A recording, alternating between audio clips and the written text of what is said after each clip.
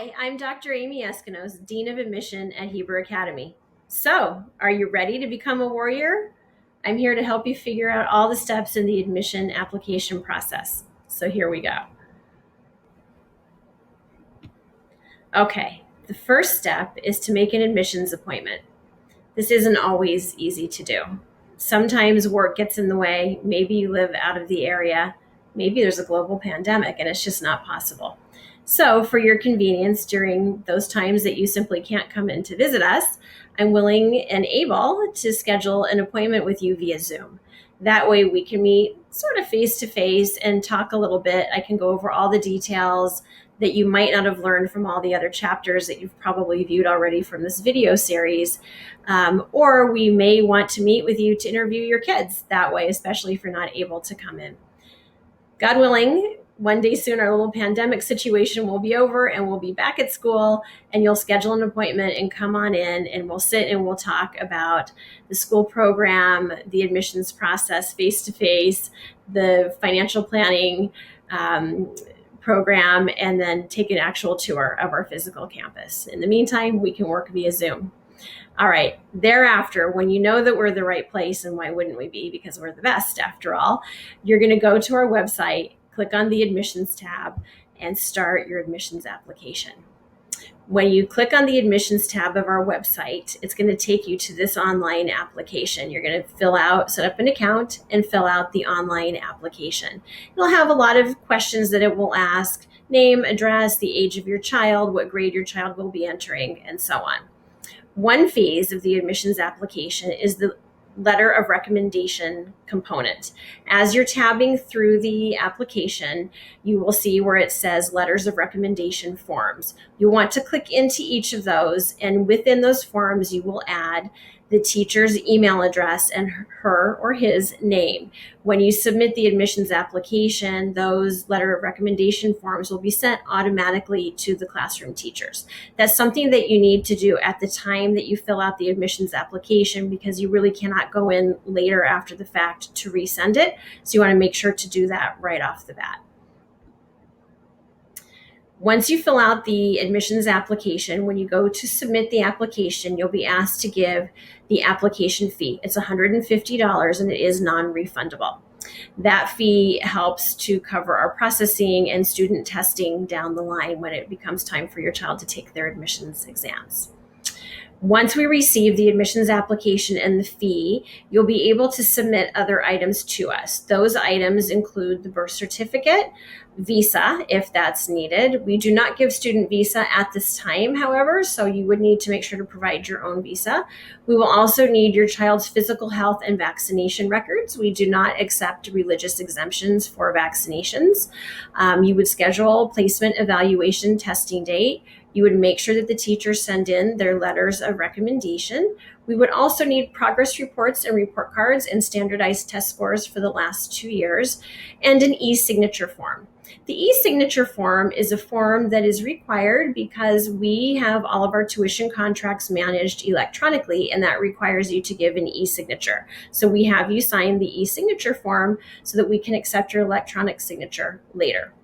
Other documents that may be needed, depending upon your family's situation, could be a visa, as I already mentioned, conversion documents. If there's been a conversion in your family, it must have been a verifiable Orthodox conversion, so you would need to send those documents in, and we have a rabbinic panel that would review that to verify that it was an Orthodox Beit Din that oversaw the conversion.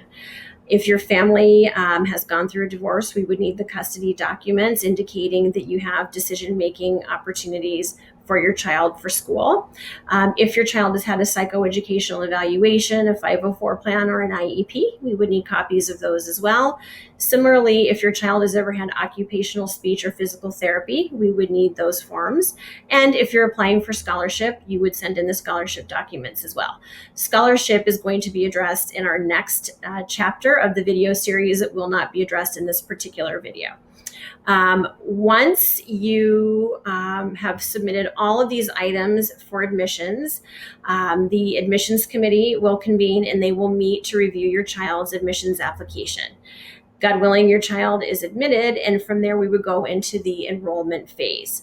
With enrollment, you would receive your online tuition contract. You would need to e-sign that and submit your registration fee. Registration fee is $350 per child. It is non-refundable, but it does go toward your tuition payment, so that does make it a little bit more manageable.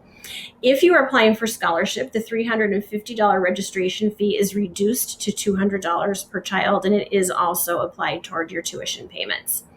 Once we receive the registration fee and the signed contract, your child is considered to be enrolled in the school. For those of you seeking scholarship awards would be made after we receive the signed contract and the registration fee. All right. Always a question, how much does it cost? So tuition fees are listed for you here. It all really depends on your child's age. Infant, playgroup, and nursery are our most affordable of the programs, and it gets progressively more expensive as you go through year to year. We do offer multiple sibling discounts. Some of our programs do have extra fees. Those would include programs from our academic enhancement program. So if you watched our resource video a few chapters back, you would know about our academic enhancement resource program, ESOL, Mechina program, and Zaniac. And there are extra fees for all those programs, and they are indicated for you here on the fee schedule. Additionally, early childhood, elementary, middle school, and high school departments also have activity fees. And similarly, our middle school and high school also have Chromebook fees that are required. Hot lunch, athletics, enrichment programs, after-school activities, and other extracurricular activities are not included in tuition or in these particular fees.